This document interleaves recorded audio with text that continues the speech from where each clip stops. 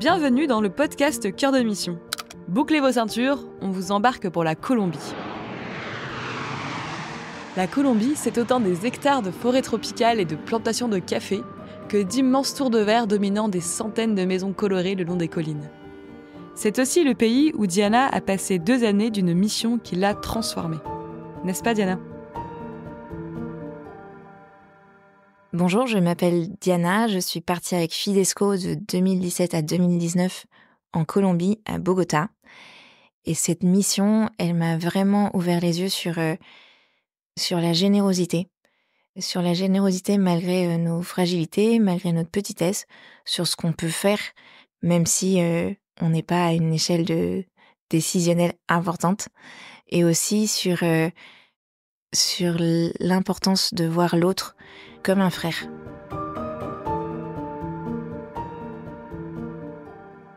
Sur le terrain, je suis partie en tant que chargée de partenariat et recherche de fonds. Ou en tout cas, c'est ce que j'ai fait une fois que j'étais là-bas. À l'origine, j'avais un autre intitulé de poste, mais comme tous les imprévus de la mission, ça a changé en cours de route. Et donc, l'intitulé initial, c'était travailleuse sociale. Rien à voir avec ma formation. Et donc, j'étais hyper joyeuse que ça change en cours de route, puisque la directrice de l'association Promoción Humana qui m'a accueillie, au bout de 3 mois d'observation qu'elle m'avait demandé, on a fait le point. Elle m'a dit écoute, dans ce que tu as observé et qui te semble judicieux, moi j'aimerais que tu fasses ça, et ça collait à ce que j'ai dit, chargée de partenariat et de levée de fonds. Et c'est ce que j'ai fait pour cette petite structure. Je suis partie en mission juste après avoir fini mes études de master. Et j'ai commencé d'ailleurs mon discernement pour partir en mission. J'étais en train d'écrire mon mémoire. Et donc, j'avais très envie aussi de mettre mes compétences que j'avais apprises au service des autres. Et c'était une heureuse nouvelle de pouvoir le faire et de vivre certaines des choses que j'avais apprises. Pour donner le contexte de la structure qui m'a accueillie, c'est une association, donc comme j'ai dit, Promoción Humana, qui existe depuis plus d'une 30aine d'années. Elle a été fondée par le directeur du collège-lycée catholique Campestre qui avait le souci de justement de voir comment est-ce que, au-delà des jeunes qu'il accueillait dans le lycée, qui étaient plutôt de classe aisée, il pouvait avoir ce sens de l'accueil des personnes aussi les plus démunies, en particulier des enfants et des jeunes, sachant que le collège-lycée Campestre était à quelques mètres, même pas 1 kilomètre des collines du nord de la capitale, où s'entassaient petit à petit, pendant un certain nombre d'années, les familles qui venaient de province et qui fuyaient la guerre des cartels, qui fuyaient tout le conflit guerrier. Pour lui, c'était une évidence qu'en tant que chrétien, il pouvait pas rester les bras croisés, et il voulait aussi faire en sorte que les jeunes de classe aisée qui venaient au Campestre aient cette ouverture du cœur vis-à-vis de leurs propres frères colombiens qui n'avaient pas la même chance qu'eux. Donc, il a fondé Promoción Humana dans l'intention d'accueillir ces enfants, ces jeunes, et aussi les personnes âgées de ces quartiers défavorisés. Pour les enfants, pendant le temps extrascolaire, et pour les personnes âgées, plusieurs matinées de la semaine. Donc moi, au sein de Promoción Humana, j'aidais en particulier dans la partie administrative, mais aussi les profs. L'idée qu'ils avaient, c'était hyper intéressant, c'était une vision très participative. Ils partaient du principe qu'on soit enfant ou adulte ou personne âgée, on peut être moteur du changement autour de nous. Donc, ils faisaient en sorte qu'au début de l'année scolaire, disons, par groupe, ils puissent identifier quelles étaient les problématiques dans le quartier et la manière dont ils voulaient adresser ces problématiques pour, quelque part, apporter une solution à leur échelle. Et donc, une fois qu'ils avaient choisi la thématique et la manière dont ils voulaient l'aborder, ils venaient vers moi en me disant, par exemple, les enfants, il y a eu, à un moment donné, un désir pour certains d'exprimer le fait qu'ils voulaient vivre dans un endroit paisible. Il y avait énormément de gangs, en fait, dans ces quartiers-là, et donc pas mal d'insécurité. Et ils souhaitaient que les gens du quartier sachent que eux aussi étaient sensibles à ça, qu'ils voulaient un climat de paix. Et donc, la manière dont ils souhaitaient l'adresser, c'était en faisant des peintures murales, un peu des tags avec des beaux messages de paix, mais qui soient très vivants, qui correspondent aussi à cette joie, du quartier, à cette joie des Colombiens, qui est très belle. Et donc, ils sont venus me voir en me disant: «Bah, écoute, est-ce qu'il y a moyen de trouver des entreprises, qui puissent nous vendre la peinture à moindre coût? Est-ce qu'on peut trouver aussi, des peintres de rue? Est-ce qu'on peut aller voir la mairie pour voir que ça se passe bien?» Donc voilà, en gros, moi, c'est ce que je faisais. Je faisais le lien avec, tout ce beau petit monde entre les entreprises, les universités, la mairie, des artistes. Ou des professeurs, bref, pour que les projets que les enfants voulaient, porter et les personnes âgées, puissent avoir lieu.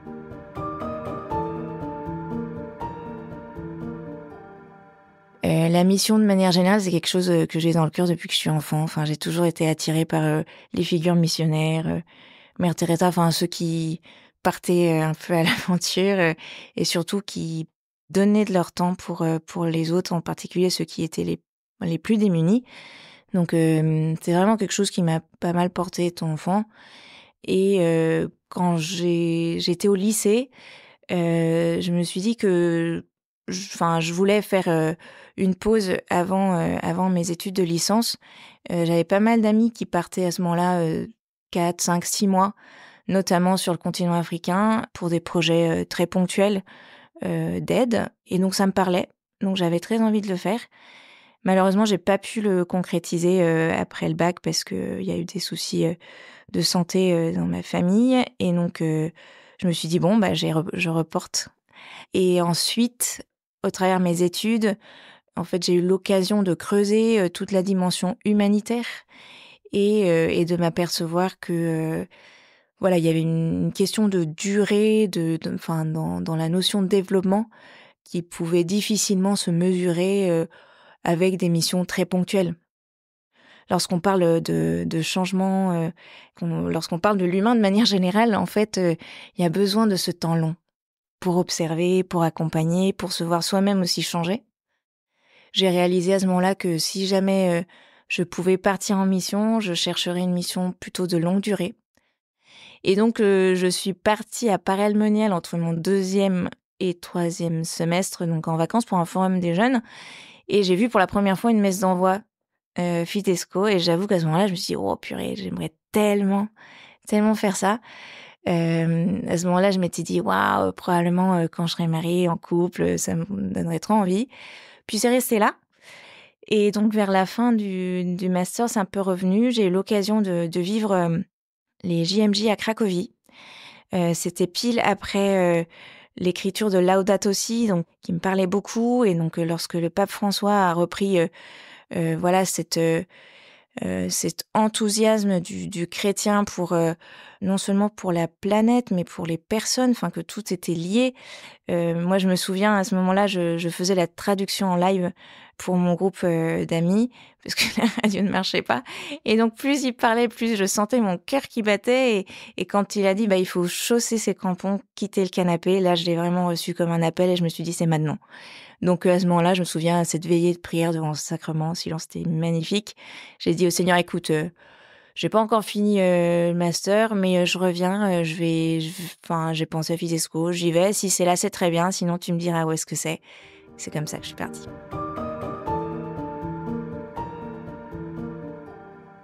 J'ai rejoint ma binôme de mission, donc ma première binôme de mission sur place, Marie. Donc c'était vraiment une très, très belle amitié aussi qui s'est tissée avec Marie, puis qui s'est tissée ensuite avec Nadine, qui m'a rejointe pour la 2e année. Nadine qui est allemande, donc moi qui qui avait très envie d'apprendre une autre langue, ou en tout cas d'en pratiquer une étrangère, j'ai eu la joie de le faire, au cours de la 2e année avec Nadine, puisque, bon, comme je suis franco-mexicaine, je parlais déjà espagnol, donc je me suis dit: «Bah zut, j'aurais pas cette joie-là avec la mission», et avec Nadine, c'était aussi quelque chose de sympa que j'ai pu vivre, au cours de la mission.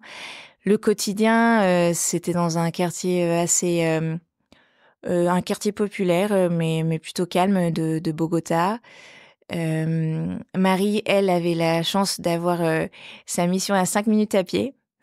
Elle travaillait pour une fondation en tant qu'infirmière auprès de femmes âgées. Et moi, j'avais 1 heure et demie, voire 2 heures s'il pleuvait, pour me rendre à la fondation. Et puis le retour, c'était pareil. Donc je prenais le bus tous les matins et j'y allais. Et quand il pleuvait, effectivement, c'était c'était un peu plus long. Mais très chouette. Enfin, en fait, ces trajets-là, je les vivais comme une partie de l'aventure. La première partie, j'avais comme je prenais le bus au tout début, donc j'avais la chance de pouvoir être assise. Donc j'avoue que je refaisais une petite sieste une partie du trajet. Et puis après, je prenais le temps aussi de prier, de confier les personnes que je croisais, puis les personnes de la mission aussi, parce que c'est des histoires qui sont pas simples en fait. Dans les enfants, dans les jeunes qu'on accueillait, il y avait pas mal de familles qui étaient touchées par la précarité. Donc certains ne mangeaient pas à leur faim, d'autres des problèmes évidemment de chômage, des problèmes aussi de violence intrafamiliale. Donc c'est des histoires qui sont pas faciles. Donc c'était aussi une occasion, ces trajets en bus, de prier pour toutes ces personnes et pour mes collègues aussi. Et donc le quotidien, c'était de se retrouver dans un petit bureau où on était 5. Donc j'étais avec mes collègues qui étaient assistantes sociales ou alors animateurs. Et puis on avait un point par semaine avec la directrice et la comptable pour un peu justement planifier la semaine et puis aussi les événements à moyen terme. Donc c'était assez intéressant et j'appréciais vraiment le professionnalisme de notre directrice. C'est une femme, une assistante sociale, aussi professeure d'université, qui connaissait très bien la fondation, qui connaissait très bien le quartier. Et elle avait un véritable amour pour les personnes et en fait, je trouvais ça très touchant. C'était quelqu'un qui d'une part savait transmettre en fait cet amour pour les personnes et d'une manière aussi très professionnelle. Elle avait un vrai leadership, elle savait faire surgir les talents de chacun. Et même si on se retrouvait avec des responsabilités différentes, puisqu'on avait aussi parmi nous 2 volontaires allemands qui ont été bacheliers, donc 18-19 ans. Leur voix était tout aussi entendue et mise en valeur que celle de nous autres. Moi, j'appréciais vraiment ça. Même si effectivement, on avait, comme je l'ai dit, des responsabilités différentes. Donc c'était très chouette. Et le quotidien d'une journée de mission pour moi, c'était essentiellement dans le bureau et lorsque les professeurs me demandaient d'être présente ou d'organiser une activité avec eux, pour les enfants, les personnes âgées, voilà, c'était de prendre le temps avec eux, ou alors aussi d'accueillir les enfants qui attendaient un peu plus longtemps qu'on vienne les chercher. Donc qui arrivaient dans le bureau pour me montrer leurs dessins, pour me poser des questions sur ce que je faisais. Ça aussi, c'était des petites joies du quotidien, quoi. Donc la joie d'avoir fait une mission en Amérique latine et en Colombie, c'est qu'il y a une belle simplicité, une proximité des gens et donc les liens se tissent assez rapidement. Avec Marie et puis ensuite avec Nadine, on avait aussi à cœur d'avoir une bonne relation avec nos voisins. Donc lorsqu'on faisait des petites fêtes à la maison, on les invitait. Donc c'était vraiment vraiment sympa. Pour Noël notamment, on faisait en sorte que que les gens se rencontrent et de partager les traditions culinaires de la France, du Mexique, de la Colombie. Puis on était assez investis aussi dans notre paroisse. Donc dès qu'on pouvait aller donner un coup de main pour les lectures, pour des fêtes en particulier. Donc on y allait et le curé était très touché de la présence des volontaires Fidesco. Nous, on a eu la joie avec Marie de vivre notre mission aussi avec 2 autres familles. Il y avait une famille avec 4 enfants et une autre avec un petit garçon. Donc là aussi, c'était une autre dimension de la mission Fidesco qui est très belle parce que notre expérience en tant que célibataire, elle est différente de celle des familles et de ce que peuvent vivre aussi les couples en mission. Il y a quelque part une belle solidarité à ce niveau-là aussi. Ils savaient que c'était pas simple pour nous de nous retrouver loin de nos familles, de nos amis, donc ils avaient aussi à cœur de nous manifester leur proximité. Par exemple, pour la période de l'Avent, Je me souviens de Soline qui nous avait fait un calendrier de l'avant trop chou avec des petits chocolats. Enfin, c'est tout bête, mais c'était trop mignon. Puis nous, quand on sentait que les uns les autres étaient fatigués, bah alors on leur proposait nos services de baby-sitter pour regarder les petits et qu'ils puissent faire leur soirée couple. Et au-delà de ça, les voyages qu'on a pu faire tous ensemble, ça a été des voyages qui m'ont profondément marquée. Vraiment, c'était des temps de fraternité hyper beaux, alors qu'on avait des tempéraments très, très différents. Donc ça, c'est aussi une joie de la mission, ouais. Il y a eu énormément de belles choses qui se sont passées dans ma mission. Alors des moments difficiles aussi, mais dans les belles choses, je pense que peut-être vous en partagez une en particulier qui me reste dans le cœur parce que encore aujourd'hui, voilà, elle me permet d'élargir mon regard sur la manière dont on accueille, enfin l'autre et en particulier l'étranger. Comme je vous disais au début, avec les professeurs chaque année, les groupes d'enfants réfléchissaient à une thématique particulière. Et en 2018, il y a eu une vague très importante de migrants vénézuéliens qui sont arrivés en Colombie. Donc c'était déjà le cas à partir de 2016, dû au contexte politique du Venezuela. Et ça s'est accentué pendant le temps où j'étais en mission. C'était vraiment des vagues de milliers de personnes qui arrivaient et qui se retrouvaient en général dans les périphéries. Et donc, dans le quartier où se trouvait Promoción Humana, il y avait énormément de personnes qui arrivaient et qui, tant que bien que mal, essayaient de s'insérer dans le quartier, de trouver un travail, sachant que ce quartier-là et cette colline de la Mariposa, c'était des maisons en tôle, hein, vraiment, enfin des constructions. Il y avait très peu de constructions plutôt solides. Donc, disons que la misère des migrants se rajoutait à la misère déjà existante.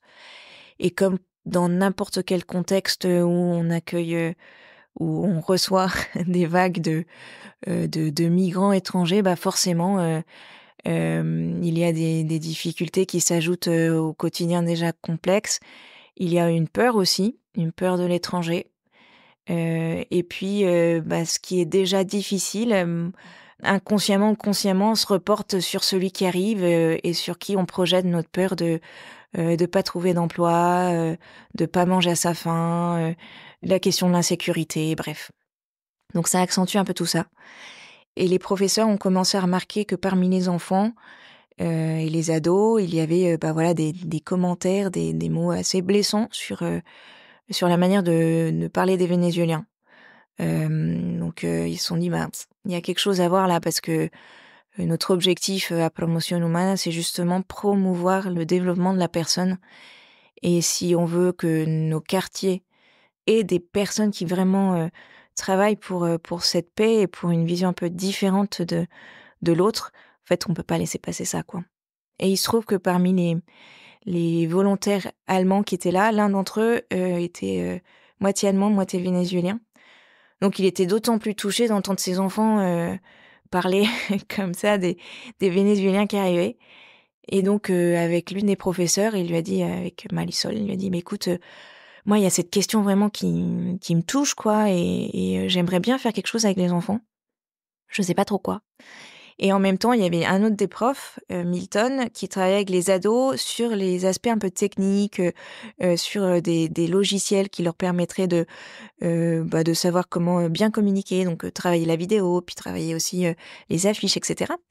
Et donc entre Milton et Marisol, ils se sont mis d'accord en disant pourquoi est-ce que on parlerait pas de la question de la migration, ou plutôt de l'accueil des migrants, de ce qu'on voit dans le contexte, en mettant un peu entre guillemets les compétences techniques, donc les ados qui travailleraient sur ces logiciels-là, pour donner une voix à peut-être des personnes dans le quartier ou des migrants qu'on connaîtrait, et faire en sorte qu'il y ait un message d'espérance et d'accueil que nos enfants puissent porter.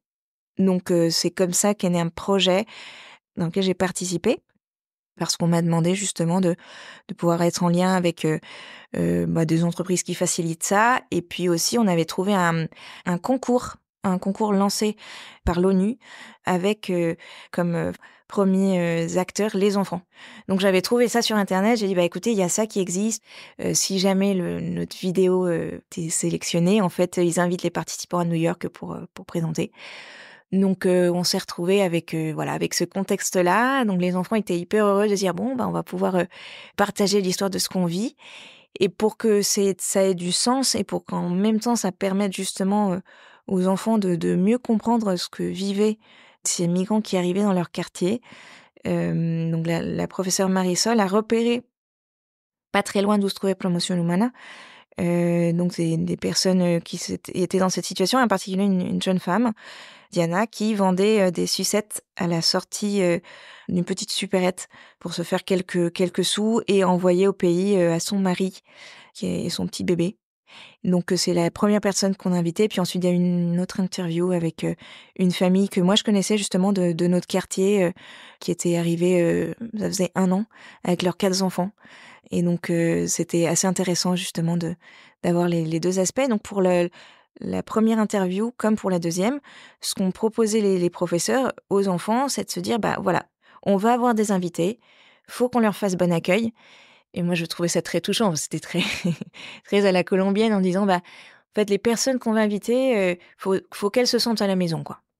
Hem Et puis, ce sont des personnes qui vivent des situations compliquées. Donc on vous invite à, apporter chacun, un paquet de riz ou quelque chose, qu'on pourrait leur offrir. Et pour moi, c'était très beau parce que je savais, enfin, et puis les professeurs aussi évidemment, que parmi les enfants, il y en a, dont les familles, peinaient à avoir en fait, de quoi manger. Et tous sont venus, avec un paquet de riz, avec un paquet de quelque chose. Donc pour moi, c'était la première, voilà, marque de grande générosité, malgré leur propre situation, quoi. Et donc Diana arrive, elle raconte leur histoire, les enfants lui posent des questions. Elle nous dit que ça faisait à peine une semaine qu'elle était arrivée, qu'elle avait rejoint, sa sœur qui elle, ça faisait 1 an qu'elle avait quitté le Venezuela, qu'elle s'était installée, voilà, dans ce quartier-là, et elle, lui donnait un coup de main et puis, et le restant du temps, elle allait vendre ses sucettes. Et avec ce qu'elle récoltait, elle envoyait, à son mari pour que, voilà, elle puisse, nourrir, son bébé. À ce moment-là, il y avait beaucoup plus de femmes qui venaient, enfin qui migraient parce que c'était plus simple de trouver un travail que pour les hommes. Donc elle nous a partagé sa tristesse, quoi, de pas être avec son enfant, de pas être avec son mari, de ne pas savoir si, l'argent allait être suffisant pour qu'il puisse venir. Et donc c'était très fort. C'était très, très fort. Je me souviens que, voilà, termine, ce moment d'échange, très beau, et les enfants, en guise de remerciement, bah, s'approchent pour lui donner, la boîte, avec les denrées, qu'ils avaient, apportées. Et là, c'était assez exceptionnel parce que la première réaction de Diana, d'une part, elle était hyper émue, mais immédiatement, elle a regardé son paquet de sucettes et elle a regardé les enfants. Elle a dit: «Mais voilà, je vous donne mes sucettes et en même temps, je suis vraiment désolée parce que j'en ai pas suffisamment pour tous». Et c'était pour moi, c'était très beau parce que je me suis dit: «Purée, c'est pas du superflu pour elle». Et les enfants étaient hyper touchés aussi. Donc c'était un très, très beau moment. Et je me souviens, j'étais assise à côté d'un grand ado, de John, qui, très discrètement s'est approché de moi, et il m'a dit: «Madame, est-ce que vous pensez que je peux lui donner, 2 000 pesos?» Alors, pour que vous ayez un peu en tête l'équivalence, 2 000 pesos, c'est 50 centimes d'euros. Et pour John, c'était l'équivalent du ticket de bus qui allait l'amener, du bas de la colline, là où il habitait en haut, donc 40 minutes, à pied. Là encore, c'était pas du superflu. Et donc avoir eu cette délicatesse du cœur, je me suis dit: «Waouh!» C'est bon, j'en suis encore un peu émue, mais pour moi, ce qui est resté et ce qui me touche toujours autant, c'est que, certes, ce petit entretien, à ce moment-là, n'allait pas changer la face de la terre, enfin, n'allait pas changer la vie de cette, jeune femme, de cette maman. Ça allait pas changer non plus la question, de la migration, de l'accueil des migrants en Colombie. Ça allait pas enlever tous les problèmes, autour. Par contre, ce qui changeait profondément, c'était d'une part, le regard, en fait, de ces enfants vis-à-vis de l'autre. donc vis-à-vis de l'étranger, mais finalement vis-à-vis aussi de son voisin. Et aussi pour moi, ce qui était d'autant plus fort et que je retiens encore, c'est de me dire on a un problème et peut-être qu'il y a des choses plus puissantes, plus importantes qui doivent se jouer à l'échelle du pays, à l'échelle politique, à l'échelle économique. Et là, je n'ai pas une main directe sur ça.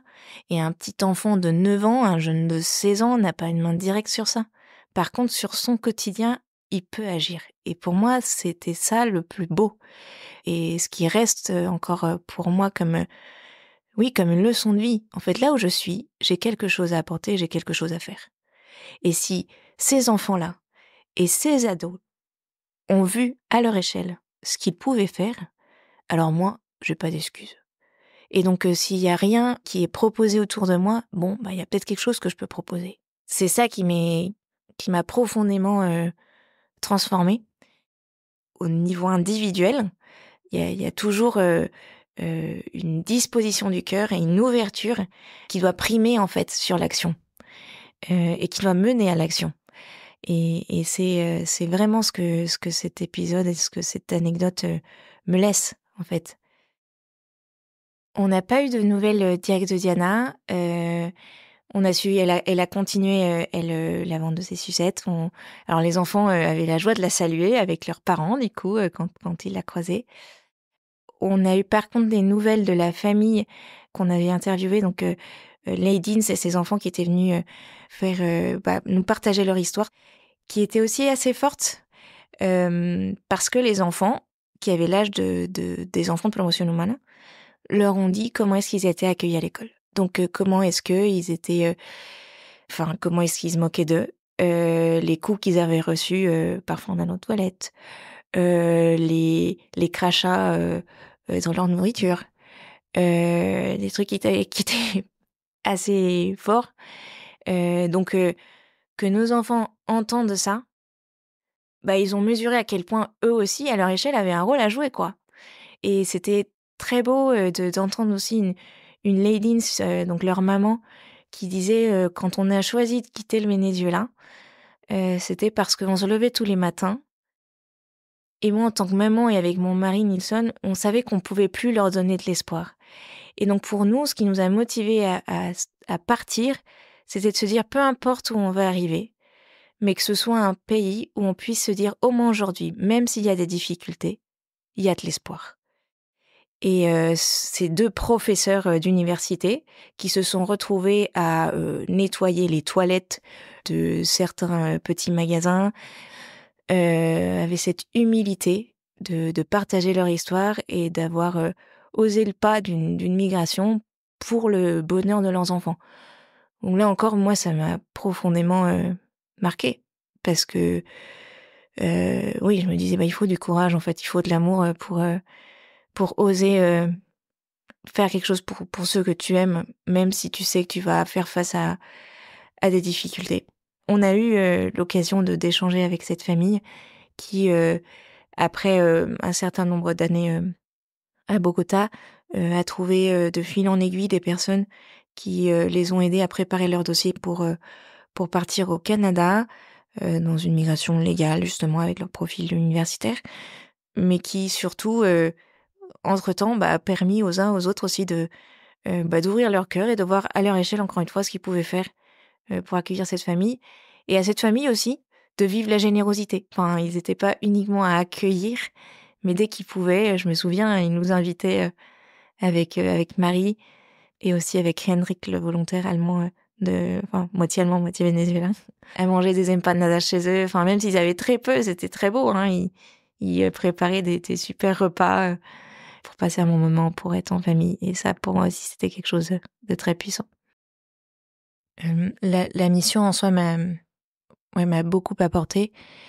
Elle m'a apporté évidemment de très très beaux souvenirs, ces anecdotes que je vous ai partagées, qui encore aujourd'hui habitent ma manière de voir le monde, de voir les personnes, aussi de me remettre en question. Elle m'a permis aussi de travailler ma persévérance et de me dire ces personnes que j'ai rencontrées qui ont vécu tellement de difficultés, qui vivent des difficultés, mais qui ne baissent pas les bras, en fait, restent pour moi une belle inspiration dans mon quotidien, que ce soit professionnel, personnel.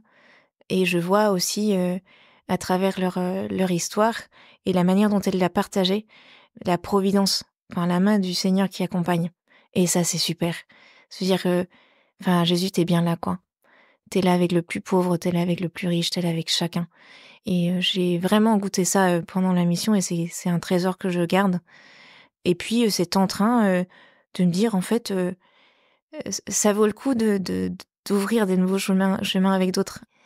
Et lorsque quelque chose n'existe pas, mais qu'on sent il y a à faire, eh bien, j'hésite pas à en parler autour de moi et voir comment est-ce que moi je peux faire quelque chose. Concrètement, dans ce qui est un peu novateur, je me suis aperçue ces dernières années justement que il y avait un besoin au sein de ma paroisse de créer quelque chose pour les jeunes pros.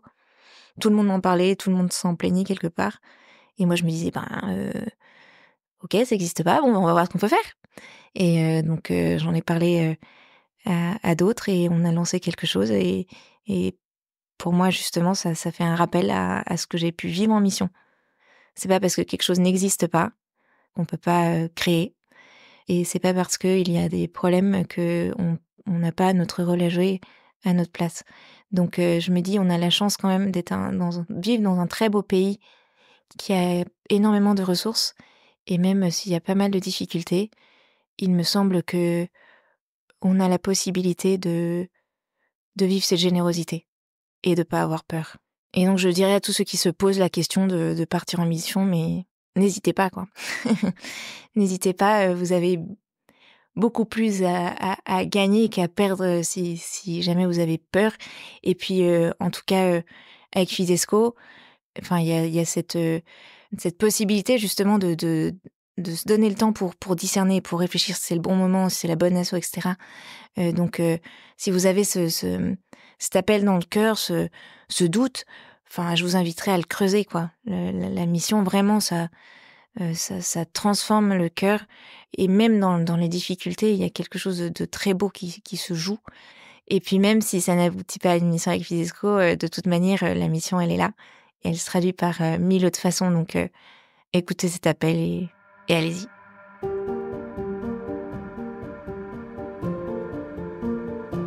Merci Diana de nous avoir partagé ces beaux moments et ces belles réflexions qui ont tissé ta mission. La générosité de ces jeunes à la Fondation va tous, je crois, beaucoup nous marquer. Dans un mois, on se retrouve pour de nouvelles aventures missionnaires. Spoiler alerte, ça parlera de joie, d'espérance et de fraternité. Mais ça, vous vous en doutiez peut-être. À bientôt!